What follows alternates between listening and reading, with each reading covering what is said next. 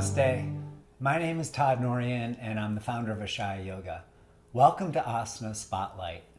Please share this experience with your friends. We want to bring as much light and peace out into the world, and by sharing this, you're helping someone else feel better about themselves and get healthier. So thanks for sharing this video.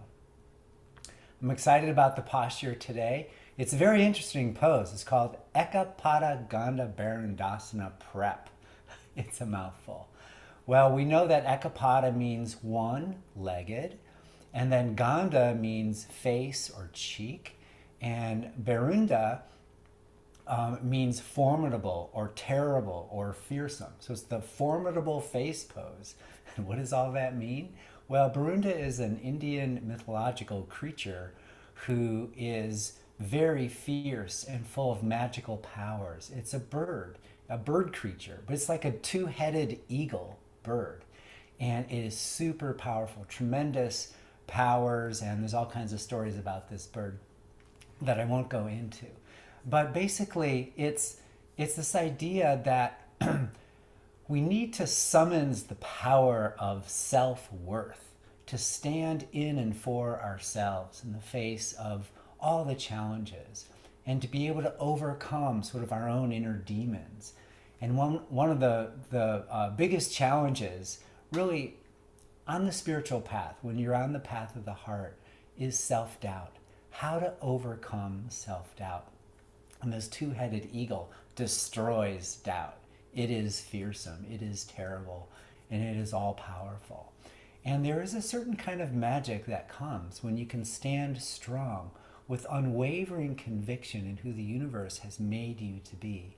When we really believe in ourselves, when we can release the self-doubt and release the self-judgment. In a certain way, we attack ourselves, we diminish ourselves by focusing on the negative, by getting stuck in our imperfections and our mistakes and flaws. If you're like me, I'm a recovering perfectionist. That's where my energy goes to first, like, how did I do this wrong? Rather than, what did I do right in the situation? And I think when you're following your heart, it's such a vulnerable path. We need to actually get very strong inside to keep the heart open and to not believe in the naysayers and to not let our mistakes hold us back from really doing what we know is really good for us, or to really follow your heart, to live your dream. This is your one precious life to live. And it's so important not to hold back. But it takes a certain kind of deep conviction to the self. And that's when we need to have sort of like this fierce power of the two-headed eagle. So that's the story. All right, so join me. Let's come to a standing position. Come to your mat, and we'll do a couple of warm-up poses. As you know, I like to get the body even just slightly warmed up. This is a back bend pose in the back bend category. So we'll do just a little bit of stretch to get going with it. Very good. All right.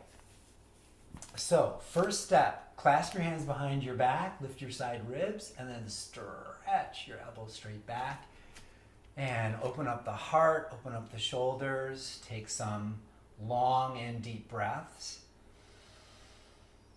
And hug in with formidable courage and conviction to be able to overcome doubt and all that weakens us. We need to rise up and stand strong in our hearts. Look for the good.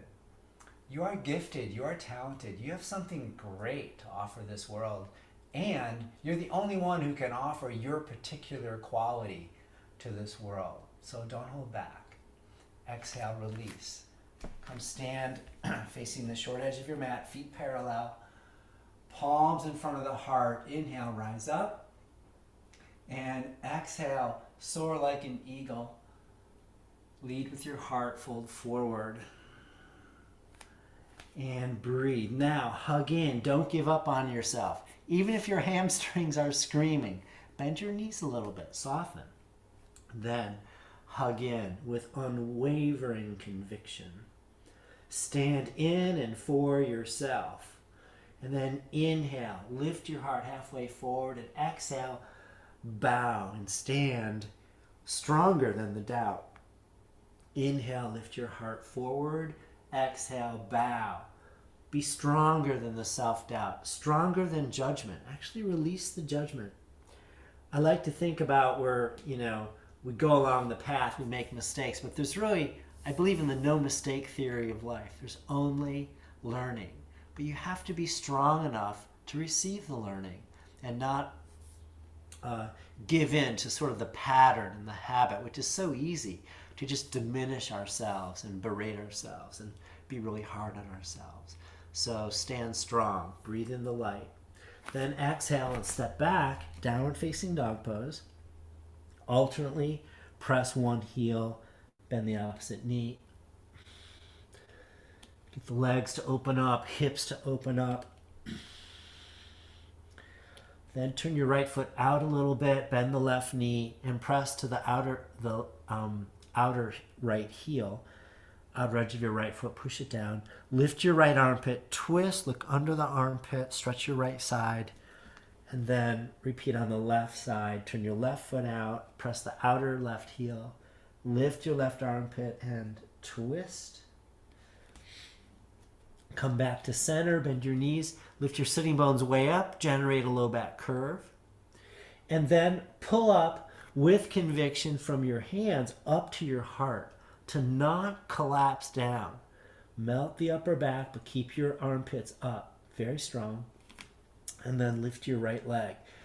Move more from the inner edge of the right leg, so you turn the thigh in and the outer right hip moves toward the floor.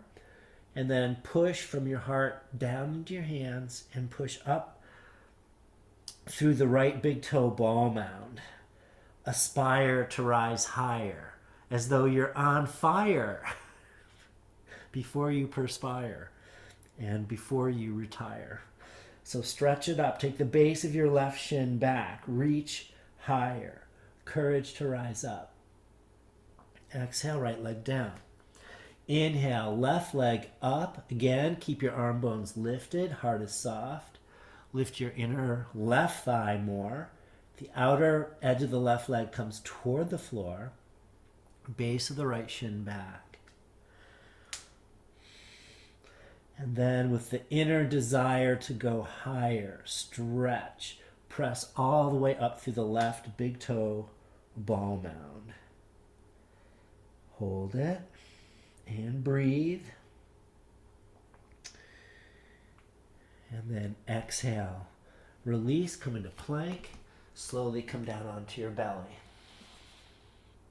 Bring your arms down by your sides, palms down. Stretch your right leg back. Stretch the left leg back. And then squeeze your legs in toward the middle. Hug in. Stand by your side. And then inhale, lift the right leg. So it's Eka Pada one-leg locust. This is going to help us get into the Eka Pada Gandaberundasana pose.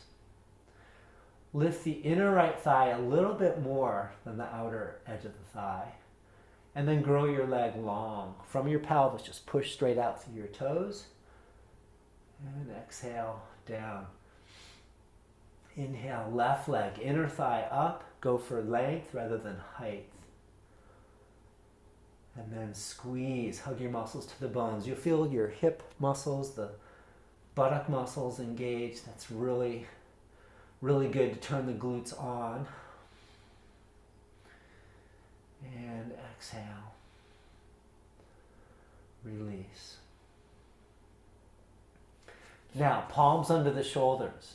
Hug your legs to the middle. Roll your thighs in. Draw your tailbone down. And then claw in the most terrible way, finger pads and roots of the hands, and then isometrically pull backwards, like you had eagle talons here, but you pull back. Shoulder blades will hug more. Now take the head of your arm bones back and inhale, come up into cobra, but work on keeping the head of your arm bones back. And then claw your hands and the shoulder blades, pull down the back. Curl the bottom tips of the shoulder blades into the back of the heart and open the front space of the heart. Open to grace and breathe.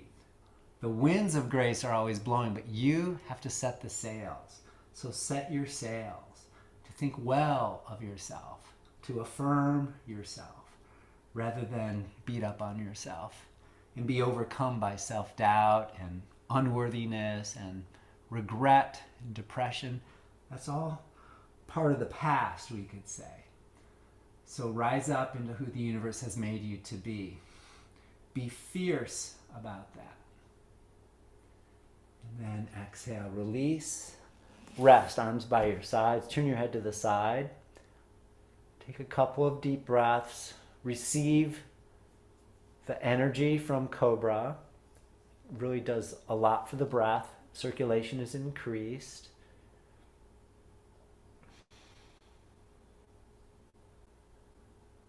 Good. All right, place your hands under your shoulders now. With your chin on the floor, okay, claw your hands and pull backwards isometrically, and then lift the shoulders up. And then actually lift your head and come just like a quarter of the way into Cobra. It's like Chaturanga, but your hips are on the floor. And lift your arm bones up. Keep the head of your arm bones up more and slowly lower your chin. And then lift your head. But the arm bones stay steady. Now pull the chin in and bring sort of the mouth down to the floor, mouth and nose down to the floor. But keep your shoulders back. Don't let the head of your arm bones drop. And then come back up and release. Come sit on your heels. You can curl your toes under for a moment. So this pose is doing this position, you know, with your hands on the floor. Your chin is extended and it puts the neck into a big extension this way. So if you have a sore neck or you have herniated discs, then I want you to do this by keeping the back of your neck long. So you got to pull your chin in a little bit, and the front of your chin and your mouth and your nose will be more on the floor. For the others, you lift the chin and open up the front of the throat. This is the face or the cheek part of the pose. The Ganda is that part. But you want to make sure that your shoulders stay back so that you don't crunch the back of your neck. Okay? All right. So, here it goes. Gandaberundasana, prep pose. So I'm going to do it with my chin on the floor. Claw your hands, lift the head of your arm bones, and then you do this very wonderful but weird thing called inchworm. So crawl on your knees and curl your toes under and crawl forward. At this point, you get to feel your neck and everything, and if it's too much, you're going to put your mouth down on the floor this way, front of the chin. Otherwise, the bottom of the chin can go down. And begin to work your shoulders, head of the arm bones back. Okay, once you've got this, you're almost in the pose now, but claw your hands, keep your shoulders back. Hug in with self-confidence. Hug in with that fierce conviction for worthiness. Stretch your right leg straight, lift it up. Lift the inner right thigh like we did earlier. Then bend your left knee and position your left foot as a support to the right leg. So it's above the knee on the thigh. That's it, shoulders back. Awesome. And then from your pelvis, just root down into your hands, and from your pelvis, lift your foot a little bit more, lift your leg more. But this is it, Eka Pada Gandaberundasana prep. Exhale, release, rest, turn your head to the opposite side.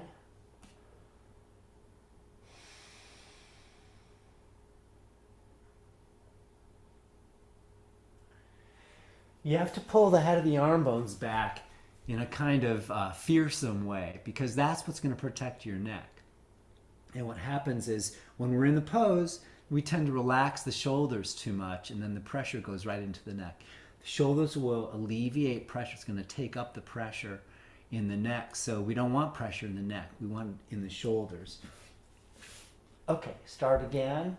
Place your hands And the hands are just a little bit, wrists maybe slightly back from the shoulders. Hug your elbows a little closer to your sides. Hug your legs.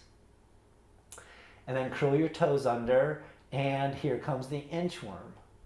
So lift your butt, walk your knees in, walk in, walk in, walk in. Now lift your shoulders. It's kind of counterintuitive, but you have to lift the head of the arm bones. You can go to the nose down to lengthen your neck if when you put your chin on the floor it's too much. All right, keep the pressure of the shoulders back. Then left leg straight, lift it. Bend your right knee and support your leg. Hold, lift the inner left thigh and breathe. Eka Pada Gandaberundasana, the formidable face pose.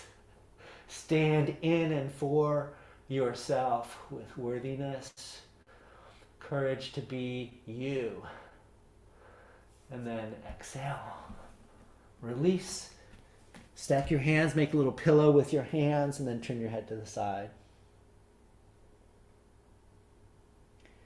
Receive all the benefits of the pose. Back muscles get strengthened. The gluteal muscles, leg muscles, all get toned. You work the shoulder blades. It's a little bit of an inversion as well because the legs are up. Inversions are good. It moves the blood around and brings more circulation to the heart, throat, and head. Place your hands under your shoulders. Come on back into child's pose. Big toes touch, knees a little wider. And fold. Draw in. Make a commitment to yourself to stand in and for yourself, to overcome doubt, to release the judgment, to be strong enough inside, sort of fiercely strong, the formidable power of your own will to overcome self-doubt and perfectionism so that at least you get out of your own way. And let's open the bigger energy, let grace flow in, and then slowly come up, bring your palms together in front, close your eyes. When you're aligned with yourself, when you're in favor of yourself, when you see the goodness of your own heart and your gifts and talents, your heart opens. You enter into the heart and you recognize your true nature, which is joy and freedom. You are unstoppable. You are invincible because you're connected to the deepest part of your heart. Receive the blessing now. Let's send light and love, and let's send this magical, formidable power out to all beings that they can stand tall in who they are meant to be fearlessly. Take a breath and chant Om. Om.